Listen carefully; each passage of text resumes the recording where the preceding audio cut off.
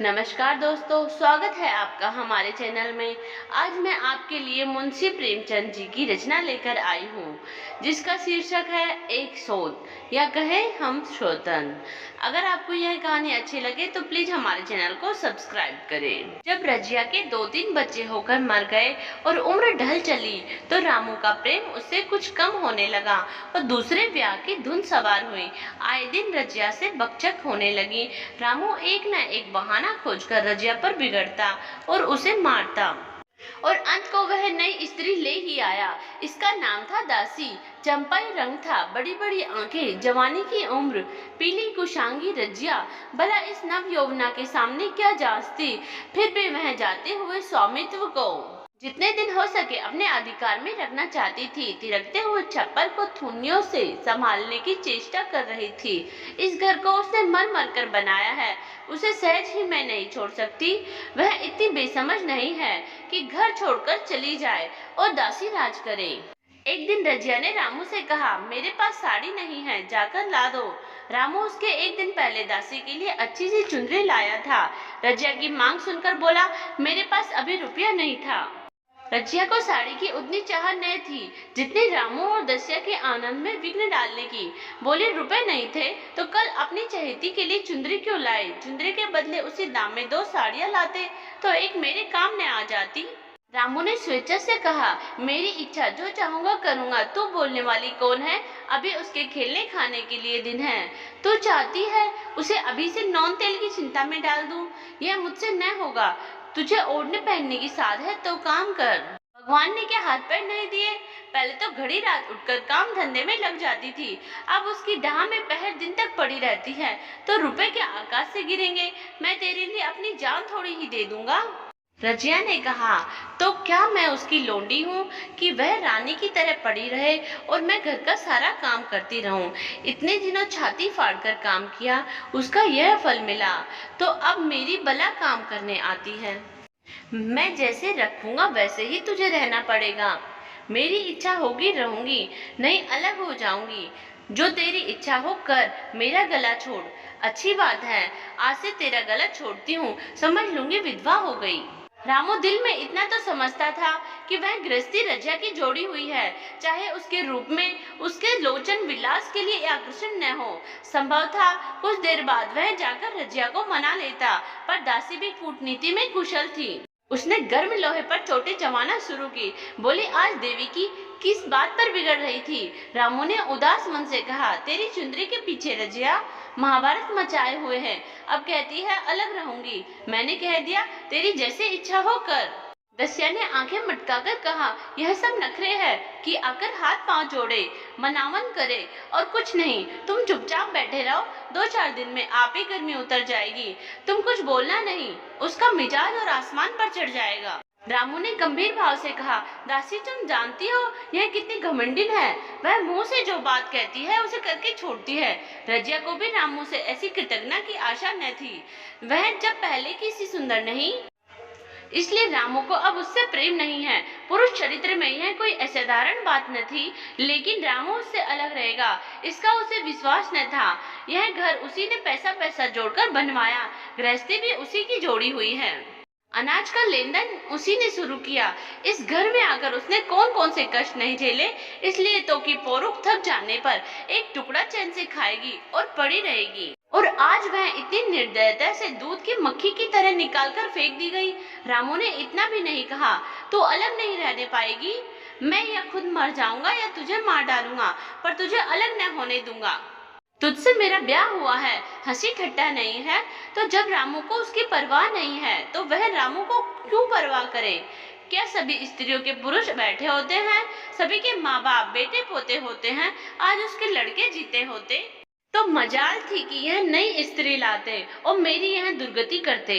इस निर्दयी को मेरे ऊपर इतनी भी दया न आई। हृदय की सारी परवशता इस अत्याचार से विद्रोह करने लगी। वही आग जो मोटी लकड़ी को स्पर्श भी नहीं कर सकती, फूस को जलाकर भस्म कर देती है। दूसरे दिन रजिया एक दूसरे गांव में चली गई। उसने अपने साथ कुछ न लिया। जो साड़ी उसकी देह पर थी वह उसकी सारी संपत्ति थी। विधाता ने उसके बालकों को पहले ही छीन लिया था, आज घर भी छीन लिया।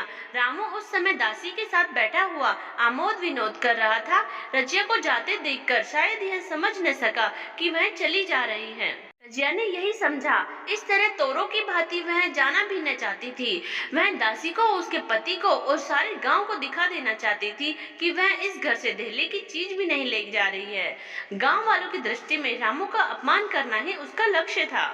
उसके चुपचाप चले जाने से तो कुछ भी न होगा। रामू उल्टा सबसे कहेगा, रजिया घर की सारी संपदा उठा ले गई। उसने रामू को पुकार कर कहा, संभालो अपना घर, मैं जाती हूँ। तुम्हारे घर की कोई भी चीज अपने साथ नहीं ले जाती। रामू एक क्षण के लिए कर्तव्य भ्रष्ट हो गया।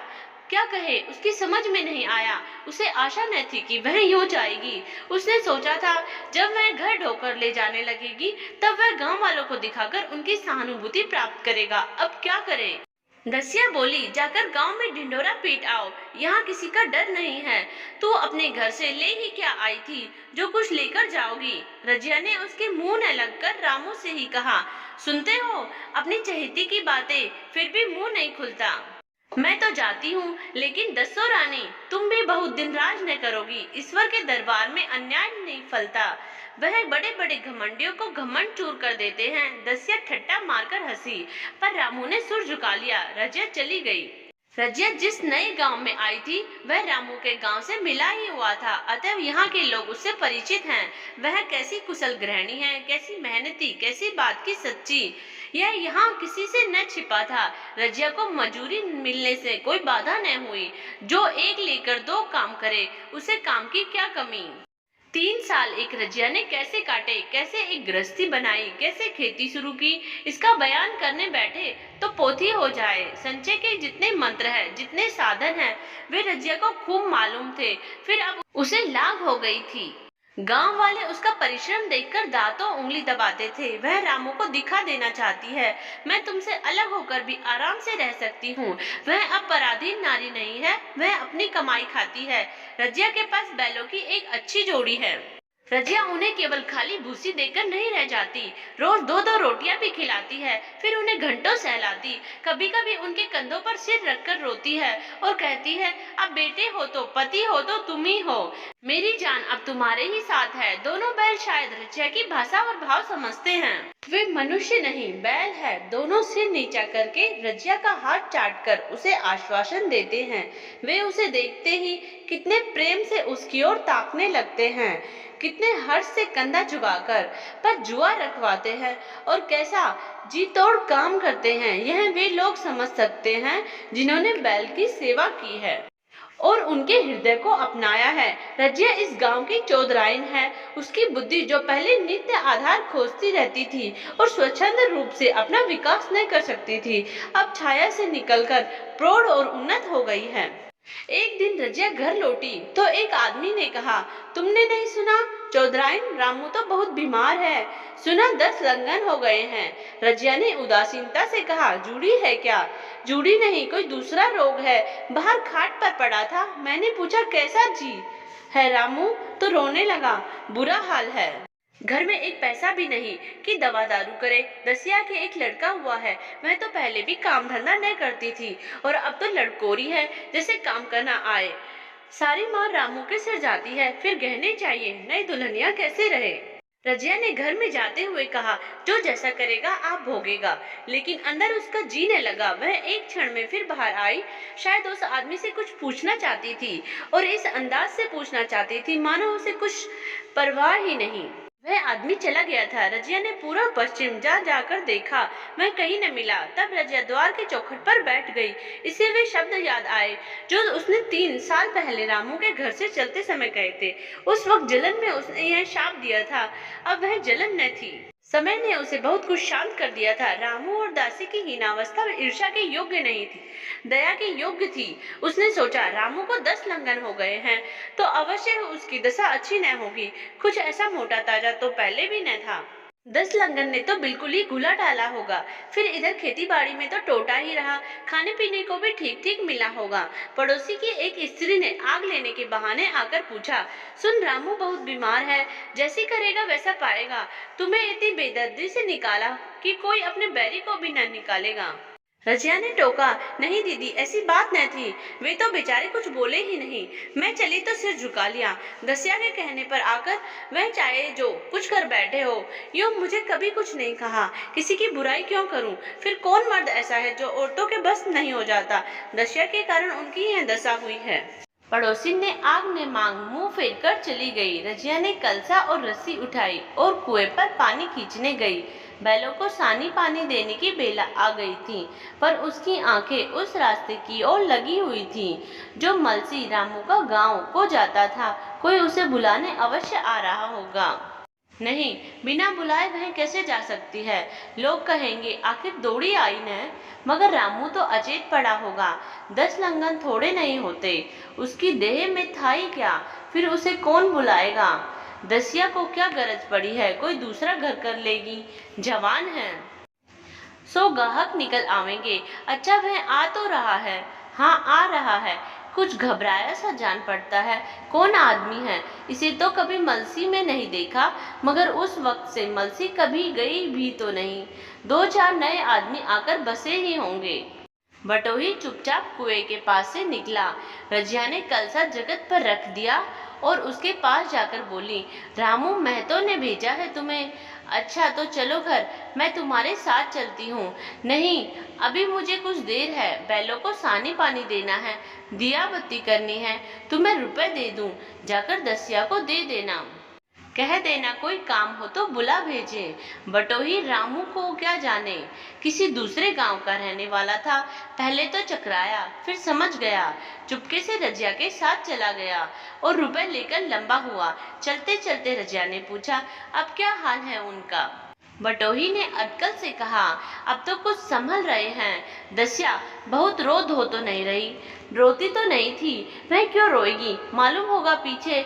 बटोही चला गया तो रजिया ने बैलों को सानी पानी किया, पर मन रामू ही की ओर लगा हुआ था। इसने स्मृतियां छोटी छोटी तरीकाओं की भांति मन में उदित होती जाती थी। एक बार जब वह बीमार पड़ी थी, वह बात याद आई। 10 साल हो गए, वह कैसे रात दिन उसके सिराने बैठा रहता था, खाना पीना तक सब भूल गया था। उसके मन में आया क्यों न चलकर ही देख आवे। कोई क्या कहेगा, किसका मुंह है जो कुछ कहे। चोरी करने नहीं जा रही हूँ, उस आदमी के पास जा रही हूँ जिसके साथ 15-20 साल ही हो। दसिया नाक सिकोड़ेगी, मुझे उससे क्या मतलब। रजिया ने किवाड़ बंद किए, घर मजूर को सहेजा और रामू को देखने चली।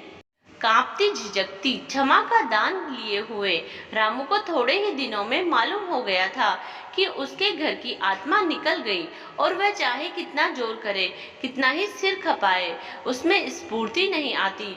दासी सुंदरी थी, शौकीन थी और फुअर थी। जब पहला नशा उतरा तो ठाय ठाय शुरू हुई। खेती की उपज कम होने लगी और जो होती भी थी वह ऊटपटांग खर्च होती थी। ऋण लेना पड़ता था। इसी चिंता और शोक में उसका स्वास्थ्य बिगड़ने लगा। शुरू में कुछ परवाह न की, परवाह करके ही क्या करता। घर में पैसे न थे। अताइयों की चिकित्सा ने बीमारी की जड़ और मजबूत कर दी, और आज 10-12 दिन से उसका दाना पानी छूट गया था। मौत के इंतजार में खाट पर पड़ा करा रहा था, और अब वह दशा हो गई थी जब हम भविष्य से प्रायश्चित होकर अतीत में विश्राम करते हैं। जैसे कोई गिदड़ आगे का रास्ता बंद पाकर पीछे लौटे, रजिया को याद करके बार बार रोता और दासी को कोसता, तेरे ही कारण मैंने उसे घर से बाहर निकाला। वह क्या गई, लक्ष्मी चली गई। मैं जानता हूँ अभी बुलाऊं तो दौड़ी आएगी, लेकिन बुलाऊं किस मुंह से। एक बार वह आ जाती और उससे अपने अपराध क्षमा करा लेती, फिर मैं खुशी से मरता और लालसा नहीं है। सहसा रजिया ने आकर उसके माथे पर हाथ रखते हुए पूछा, कैसा जी है तुम्हारा? मुझे तो आज हाल मिला। रामू ने सजल नेत्रों से उसे देखा, पर कुछ कह न सका। दोनों हाथ जोड़कर उसे प्रणाम किया, पर हाथ जुड़े ही रह गए और आंख उलट गई। लाश घर में पड़ी थी। रजिया रोती थी। दसिया चिंतित थी। घर में रुपए का नाम नहीं। लकड़ी को तो चाहिए ही, उठाने वाले भी जलपान करेंगे ही। कफन के बगैर लाश उठेगी कैसे? 10 से कम का खर्च न था। यहाँ घर में 10 पैसे भी नहीं। डर रही थी कि आज गहन आफत आई। ऐसी कीमती भारी गहने ही कौन थे? किसान की बिसात ही क्या? 2-3 नग बेचने से 10 मिल जाएंगे। मगर और हो ही क्या सकता है? उसने चौधरी के लड़के को बुलाकर कहा, देवर जी, यह बेड़ा कैसे पार लागे? गांव में कोई थैले का भी विश्वास करने वाला नहीं। मेरे गहने हैं, चौधरी से कहो इन्हें गिरो रखकर आज का काम चलाए, फिर भगवान मालिक है। रजिया से क्यों नहीं मांग लेती? सहसा रजिया आंखें पूछती हुई आ निकली। कान में भनक पड़ी। पूछा, क्या है जोखू? क्या सलाह कर रहे हो? अब मिट्टी उठाओगे कि सलाह की बेला है? हाँ, उसी का सरंजाम कर रहा हूँ। रुपए पैसे तो यहाँ होंगे नहीं, बीमारी में खर्च हो गए होंगे। इस बेचारी को तो बीच मंझदार में लाकर छोड़ दिया। तुम लपक कर उस घर चले जाओ भैया, कौन दूर है, कुंजी लेते जाओ। मंजूर से कहना भंडार से 50 रुपए निकाल दे। कहना ऊपर की पटरी पर रखे हैं। वह तो कुंजी लेकर उधर गया। इधर दसिया रज्जो के पैर पकड़कर रोने लगी। बहनापे के ये शब्द उसके हृदय में बैठ गए। उसने देखा रजिया में कितनी दया, कितनी क्षमा है। रजिया ने उसे छाती से लगाकर कहा, क्यों रोती है बहन? वह चला गया, मैं तो हूँ। किसी बात की चिंता न कर। इसी घर में हम और तुम दोनों उनके नाम पर बैठेंगी। मैं वहां भी देखूंगी और यहाँ भी देखूंगी। धाप भर की बात ही क्या। कोई तुमसे गहने पाते मांगे तो मत देना। दसिया का जी होता था कि सिर पटक कर मर जाए। इसे उसने कितना जलाया, कितना रुलाया और घर से निकाल कर छोड़ा। रजिया ने पूछा, जिस के रुपए हो सूरत करके मुझे बता देना, मैं झगड़ा नहीं रखना चाहती। बच्चा दुबला क्यों हो रहा है? दसिया बोली, मेरे दूध होता ही नहीं। गाय जो तुम छोड़ गई थी वह मर गई, दूध नहीं पाता। राम राम, बेचारा मुरझा गया। मैं कल ही गाय लाऊंगी, सभी गृहस्थी उठा लाऊंगी। वहाँ क्या रखा है? लाश से उठी रजिया उसके साथ गई। दाह कर्म किया, भोज हुआ। कोई 200 रुपए खर्च हो गए, किसी से मांगने न पड़े। दसिया के जौहर भी इस त्याग की आंच में निकल आए। विलासिनी सेवा की मूर्ति बन गई। आज रामू को मरे 7 साल हुए हैं। रजिया घर संभाले हुए हैं। दसिया को वह सोच नहीं, बेटी समझती है। पहले उसे पहनाकर तब आप पहनती है, उसे खिलाकर आप खाती है। जोखू पढ़ने जाता है, उसकी सगाई की बातचीत पक्की हो गई। इस जाति में बचपन में ही ब्याह हो जाता है। दसिया ने कहा, बहन गहने बनवाकर क्या करोगी? मेरे गहने तो धरे ही हैं। रजिया ने कहा, नहीं री, उसके लिए नए गहने बनवाऊंगी। उभी तो मेरा हाथ चलता है। जब थक जाऊं तो जो चाहे करना। तेरे अभी पहनने ओढ़ने के दिन हैं, तू अपने गहने रहने दे। नाइन ठकुर सुहाती करके बोली, आज जोखू के बाप होते तो कुछ और ही बात होती। रजिया ने कहा, वे नहीं है तो मैं तो हूँ। वे जितना करते मैं उसका दुगना कर दूंगी।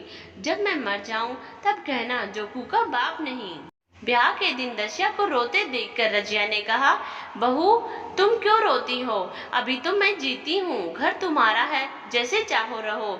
मुझे एक रोटी दे दो बस। और मुझे क्या करना है? मेरा आदमी मर गया, तुम्हारा तो अभी जीता है। दसिया ने उसकी गोद में सिर रख दिया और खूब रोई। जीजी, तुम मेरी माता हो, तुम न होती तो मैं किसके द्वार पर खड़ी होती? घर में तो चूहे लौटते थे, उनके राज में मुझे दुख ही उठाने पड़े।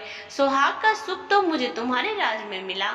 मैं दुख से नहीं रोती, रोती हूँ भगवान की दया पर कि कहाँ मैं और कहाँ यह खुशहाली। रजिया मुस्कुराकर रो दी। अगर आपको यह कहानी अच्छी लगी हो तो प्लीज हमारे चैनल को सब्सक्राइब करो। Thank you.